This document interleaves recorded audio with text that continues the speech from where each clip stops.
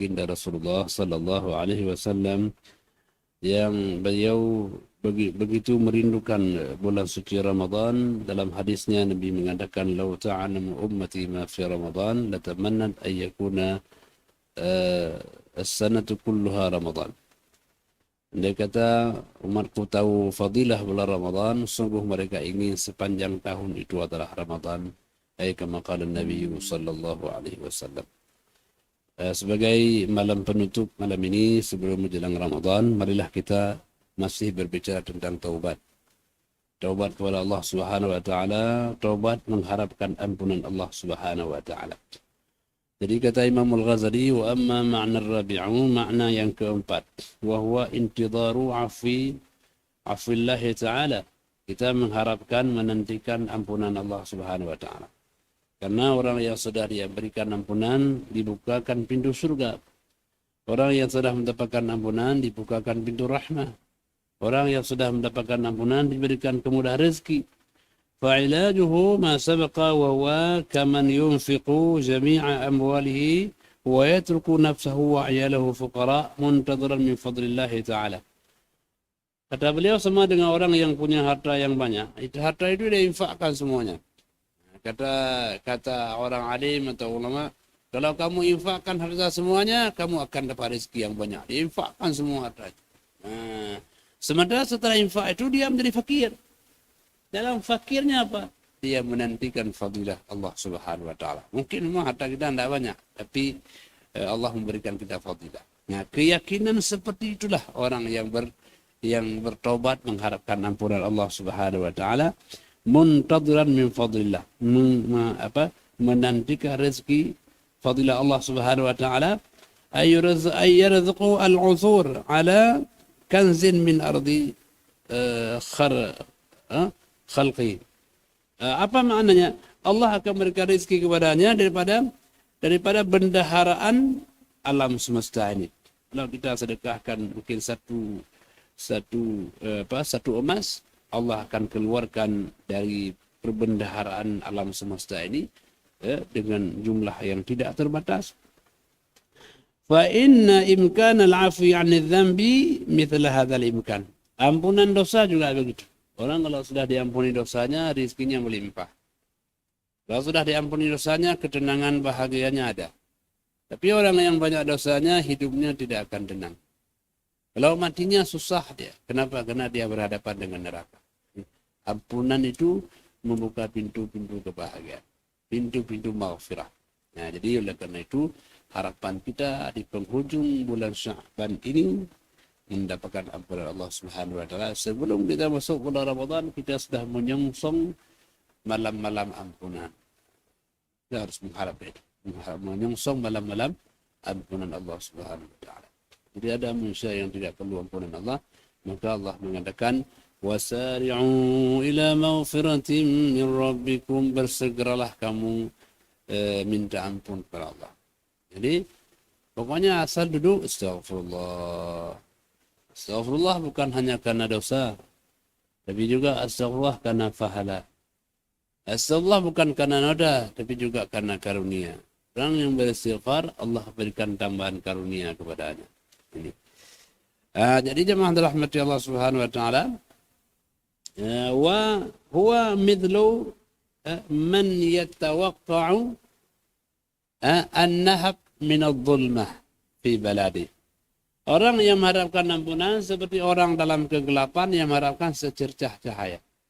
Kita kalau dalam gelap itu ada sedikit cahaya bisa berjalan, bisa. Walaupun hanya sedikit cahaya bisa berjalan. Jadi orang walaupun banyak dosanya, ketika dapat sedikit ampunan, dia sudah bisa berjalan menuju kebahagiaan. Jadi dosa itu adalah kegelapan, ampunan itu adalah cahaya. Jadi tidak mungkin orang berjalan dalam kegelapan, sebagaimana manusia tak mungkin hidup dalam dosa. Nah, jadi oleh karena itu, jemaah rahmatullah, raihlah cahaya ampunan Allah Subhanahu wa taala. Wa taraka dzakhair amwalihi fi suhan darihi. Jadi orang kalau sudah anggap pentingnya cahaya, dia akan tinggalkan harta di rumahnya itu وقدر على دفنها وإخفائها فلم يفعل وقال انتظر من فضل الله تعالى. Dia keluarkan hartanya semuanya. Dia katakan, kamu miskin tak? Saya mengharapkan karunia Allah Subhanahu wa taala. Sedikit yang saya keluarkan, banyak yang Allah kembalikan. Sedikit kita beristighfar, banyak karunia yang Allah kembalikan kepada kita. Mungkin kita bilang astagfirullah, apalah maknanya? Kan astagfirullah kan berapa kalimat? 2 kalimat ya. 2 kata astaghfirullah. Sedikit lafaz yang kita bacakan, tapi besar maknanya astagfirullah. Itu besar maknanya. Jadi oleh karena itu jangan pernah kita anggap itu sederhana. Jadi semakin banyak kita beristighfar, kalimat itu akan mendatangkan fadilah. Intadhir min fadlillahi, tunggulah karunia Allah Subhanahu wa taala. Ayusallit ghaflatan aw uqubatan. Kalau sudah datang karunia Allah Subhanahu wa taala, karunia yang menghapuskan kelalaian. Karunia yang menghapuskan semua hukuman ala zalimi, atas orang yang berbuat kezaliman pada dirinya, maka Allah akan bebaskan dia dari kezaliman tersebut. Jadi oleh karena itu jemaah dirahmati Allah, kita mengharapkan fadilah Allah Subhanahu wa taala. Hatta la yatafarraghu ila dari atau idza anta ila dari mata ala babidat. Artinya sebelum dia keluar dari rumahnya atau sebelum dia keluar dari kegelapan rumahnya, jangan sampai dia mati di tengah pintu. Sebelum dia mendapatkan cahaya, sudah mati duluan. Sebelum dia berbuat taubat, sudah mati duluan. Jadi dia mati dalam kegelapan. Ada orang dalam berbuat maksiat meninggal dalam kegelapan. Jadi oleh karena itu keluarlah dari kegelapan, carilah secercah cahaya untuk kita dapat berjalan di atas dunia ini menuju pulau idaman kebahagiaan dunia dan akhirat. Fa innal mauta mungkin wal ghaflah mumkinah. Kenapa demikian harus segera? Karena kematian sesuatu yang mungkin. Dan kelalaian sangat juga mungkin terjadi. Orang lalai, ya. Besok, lusa raya, tahu-tahu sudah meninggal. Tidak boleh kita bilang lusa, hari ini terus. Mau sedekah, mau salat sekarang, karena besok belum tentu kita dapat menggapai kesempatan itu. Maka jamaah alhamdulillah, untuk berbuat baik jangan bilang besok. Ya. Untuk berbuat jahat janganlah, tundalah ia. Berbuat baik jangan tunggu besok. Tapi berbuat jahat tundalah dia. Semoga Allah mudahkan kita. Maka kalimat la haula wa la quwwata illa billah. La haula apa maksudnya? La haula, tidak ada daya ya Allah untuk meninggalkan maksiat. Wa la quwwata ala ta'at, dan tidak ada kekuatan untuk taat illa billah, kecuali karena Allah Subhanahu wa taala. Manusia sudah lihat awalnya baik, matinya dalam jahat. Ada orang yang jahat, matinya dengan baik. Maka itulah kita mengharapkan bantuan Allah Subhanahu wa taala. Famuntadhir hadzal muntadhar amrun mumkin walakinnahu fi ghayatil hamaqa wal jahal. Jadi kita tidak boleh menanti. Meminta ampun jangan menanti, bertobat jangan menanti. Karena orang yang menanti waktu, dia katakan ghayatul hamaqa, itu berada pada puncak kebodohan. Orang yang bodoh itu dia menanti, ya. Kalau malam nanti pagi nanti siang. Orang yang pintar dia tidak akan menanti, karena tahu bahwa hari ini kita masih hidup, besok lusa belum tentu kita masih ada kesempatan. Hari ini kita masih kaya, mungkin besok lusa sudah apa-apa, kita tidak tahu. Maka kesempatan itu kalau sudah ada, gunakanlah. Kalau tidak, menyesal ketika hilang kesempatan, sudah tidak lagi bersama kita. Nah, jemaah dirahmati Allah Subhanahu wa taala. Wa ammal khamisut, yang kelima. Apa yang kelima yang menyebabkan orang tidak melakukan taubat? Wa huwa syakkun, orang yang ragu-ragu. Hidup dalam dunia ini dengan yakin. Rukun pertama, rukun Islam adalah syahadatu an la ilaha illallah, bersaksi tiada Tuhan melainkan Allah. Wa anna Muhammad Rasulullah, dan Nabi Muhammad Rasulullah. Keyakinan yang pertama. Jadi hidup adalah keyakinan. hidup bukan dalam keraguan. Orang yang dalam keraguan selalu berada diombang-ambing oleh syaitan. Maka hiduplah dengan keyakinan. Dan mati pula dalam keyakinan. Mana buktinya? Nabi mengatakan, Man qala la ilaha illallah fi akhir hayatihi dakhal jannah. Orang yang mengatakan la ilaha illallah di penghujung hidupnya masuk surga. Apa artinya? Bahwa mati juga dengan keyakinan. Jadi oleh karena itu penting kita bangun keyakinan. Jangan pernah kita hidup di dalam keraguan. Wa ilaju al-asbab allati ta'rifu sidqu ar-rusul. Ya. Bagaimana obat untuk menghilangkan keraguan? Kalau kita ragu, obatnya apa? Obatnya adalah sidqur rusul. Yakin informasi yang dibawa oleh para nabi. Yakin kita. Kalau kita beramal baik masuk surga, bahwa dalam kuburan itu ada nikmat dan ada azab kubur. Nah, itu yakin. Jadi untuk apa? Orang yang yakin ada informasi dari Rasul, maka dia akan bisa menghilangkan keyakinan. Ya, hilangkan keraguan maksudnya. Walakin yumkin an yu'alij bi'ilmin qaribin yaliqu bi haddi aqlihi. Dan mungkin juga yang kedua, apa faktor yang kedua? Dia mendapatkan ilmu dengan informasi dan dengan kecerdasan akalnya. Jadi ada informasi naqli dari Rasul ditopang oleh kemampuan akal dalil aklinya untuk menghilangkan keraguan. Jadi jemaah rahmati Allah, salah satu penyakit dalam hidup kita adalah penyakit ragu-ragu. Ya, maka Nabi mengatakan, da' ma yuribuka ila ma la yuribuk. Tinggalkan yang engkau ragu, pindahlah kepada yang engkau tidak ragu. Dalam muamalah kita, dalam transaksi kita, dalam kehidupan keluarga kita, jangan berada pada posisi ragu-ragu. Kita selalu pada posisi yang yakin. Nah, itu maknanya. Jadi oleh karena itu jemaah rahmati Allah, kalau kita ragu bagaimana? Makanya dalam kaidah usul fikih ada. Kalau orang lagi ragu, misalnya ini saya sudah berwudu belum ya? Maka ada kaidah untuk menghilangkan ragu. Apa? Al-aslu baqa'u ma kana ala ma kana. Apa artinya itu? Bahwa dasar sesuatu sesuai dengan asalnya. Saya apa wudu ada enggak? Enggak tanya. Tadi ada wudu enggak? Ada. Kalau ada, berarti ada itulah yang sampai sekarang ada. Jadi supaya apa? Jangan diragukan, jangan-jangan udah kentut. Belum. Selama yakin ada wudu, maka keraguan ada keluar angin, dianggap tidak ada. Berarti dia yakin ada wudu. Itu contoh dalam kaidah-kaidah usul fikih, kaidah-kaidah fikih untuk menghilangkan keraguan. Jadi oleh karena itu, jemaah rahmati Allah, kalau kita sudah mendapatkan keyakinan, insya-Allah akan hadir ketenangan dalam hidup ini. Ya, jadi dan yakin itu adalah muaranya ada pada hati manusia. Jadi oleh karena itu kalau kita ada pengajian, apa pengajian? Untuk menghadirkan keyakinan. Ada ilmu menghadirkan keyakinan. Jemaah rahmati Allah Subhanahu wa taala, fa in qala i'lam istihalatu kadzalika fa huwa akhraqu ma'tuh wa ka'annahu la wujuda limadhi hadha fil 'uqala.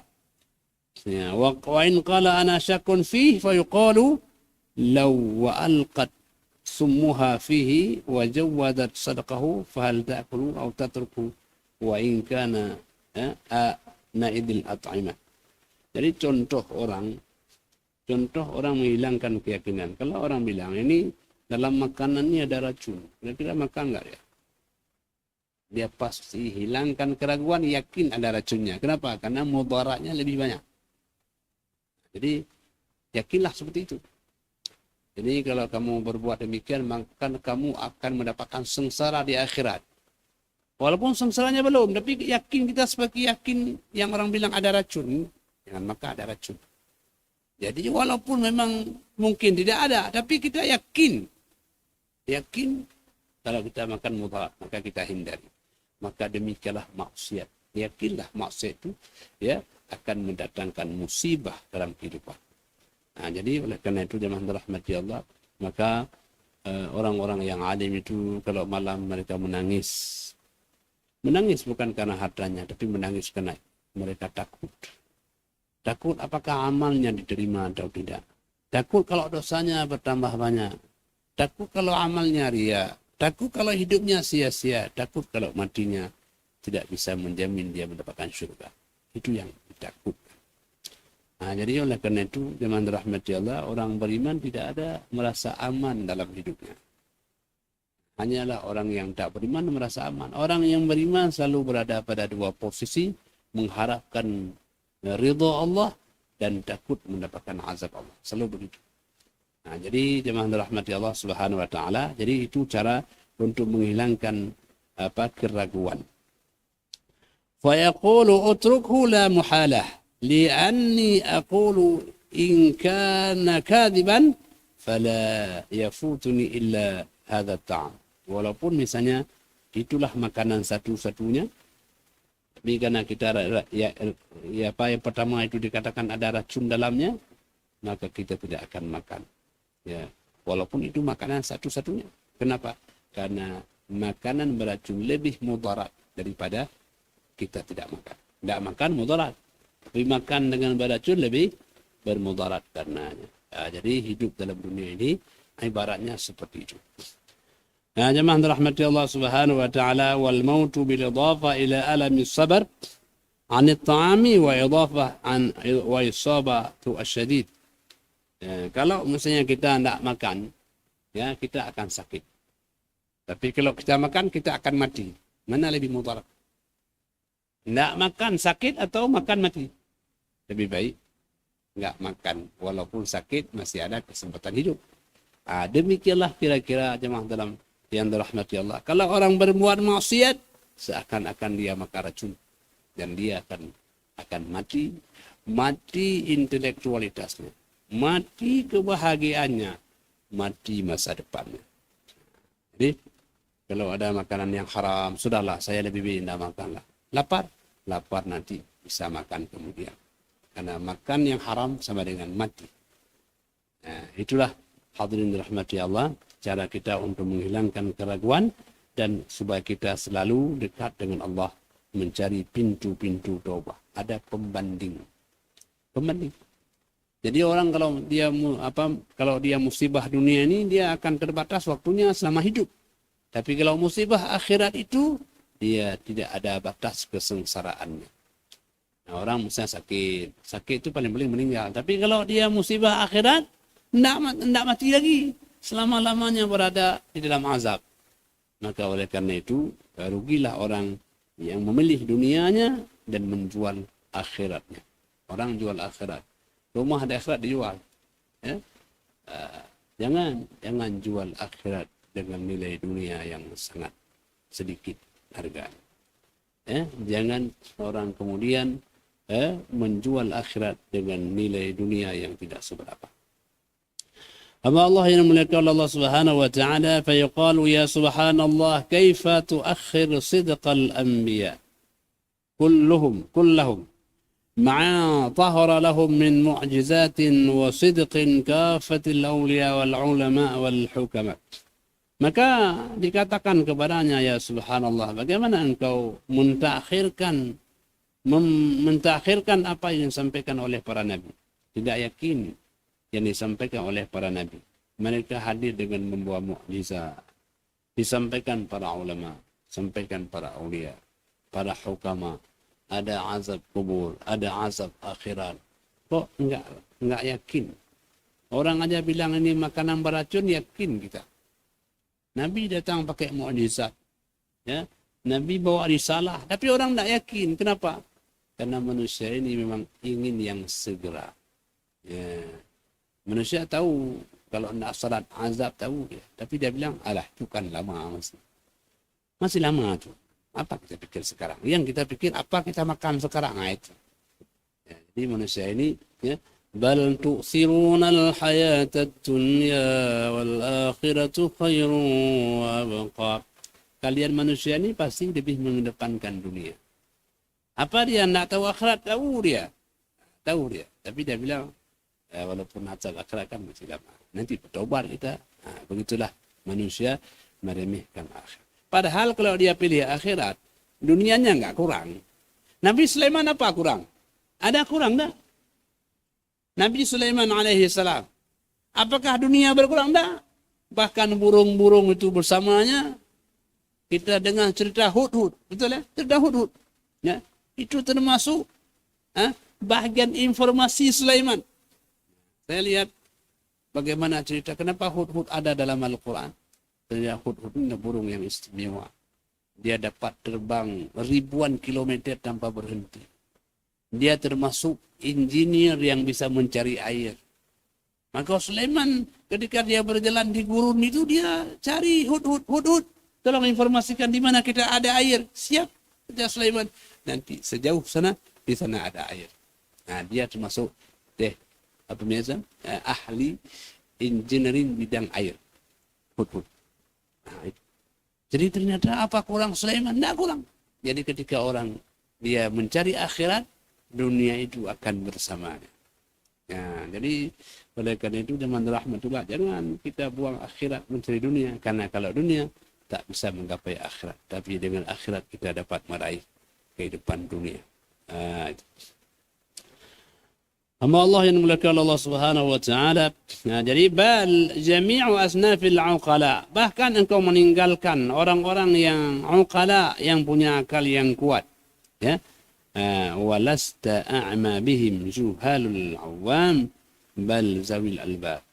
Jadi anda ini kan bukan orang yang a'ma, orang yang tak melihat, memiliki akal yang Allah berikan, tahu apa yang disampaikan. Ya, an sidqi rajulin wahidin majhudin la'alla lahu gharadan fima yaqul. Jangan hanya mendengar satu informasi kepada orang yang majhul, orang yang tidak diketahui. Nabi datang dengan mukjizat, membawa ayat, membawa Al-Quran, tapi kau masih diragukan. Jangan. Jadi oleh karena itu informasi yang datang bagi Nabi, pada Nabi, informasi yang akurat. Maka dalam kehidupan dunia ini, kebenaran itu ada dua hal. Yang pertama, kebenaran rasional. Maksudnya akal kita dapat terima. Ada kebenaran di atas akal, namanya kebenaran suprarasional. Bukan akal tak terima, tapi akal tak sanggup menerimanya. Karena dia jauh sekali kemampuan akal untuk mencernanya. Misalnya kehidupan alam kubur. Ini akal tak sanggup. Kenapa? Karena di atas akal, informasi gaib. Maka di sana ada kecerdasan, informasi di atas kecerdasan akal. Namanya informasi gaib. Nah, jadi oleh karena itu agama itu datang untuk membawa informasi di atas kemampuan akal. Karena akal punya kemampuan terbatas, maka Allah berikan informasi yang tidak terbatas. Nah, jadi oleh karena itu jamaah dirahmati Allah, inilah. Jadi ada informasi irrasional, tidak masuk akal. Ada yang rasional masuk akal, ada yang suprarasional di atas kemampuan akal. Nah, kita harus percaya itu. Karena fakta terjadi. Ada Nabi Adam alaihi salam. Tak pernah kita lihat. Tapi ada. Kok ada? Informasi dari ayat-ayat Allah. Ada Nabi Nuh. Ada Nabi Idris. Kapal Nabi Nuh yang besar. Siapa pernah lihat? Tidak ada. Mana fotonya? Tidak ada. Ada katanya sepeda Nabi Adam. Dari mana itu? Tidak ada. Nah, semua itu informasi dari kalam Allah. Jadi kita sangat terbatas kemampuan kita. Terbatas itu Allah katakan, وَمَا كُنْتَ لَدَيْهِمْ إِذْ يُلْقُونَ أَقْلَامَهُمْ أَيُّهُمْ يَكْفُلُ مَرْيَمْ. Kamu wahai Muhammad tidak ada waktu itu, waktu mereka melemparkan pena, siapakah yang berhak untuk memandu dan memelihara Maryam. Kamu tidak ada waktu itu. Tapi ini informasi Allah kepada Rasulullah sallallahu alaihi wasallam. Jadi informasi yang lalu itu informasi sesuatu yang gaib. Yang akan datang juga gaib. Sama gaibnya karena akal terbatas untuk mencapainya. Jadi keterbatasan itu bukan tidak ada. Tapi karena kemampuan akal yang tidak bisa menggapainya. Jamaah rahmati Allah subhanahu wa ta'ala. فَلَيْسَ فِي الْعُقَلَاءِ إِلَّا مَنْ صَدَّقَ بِالْيَوْمِ الْآخِرِ. Tidaklah termasuk orang yang berakal, orang yang tidak percaya adanya hari akhir. Karena setiap ada hari awal, mesti ada hari akhir.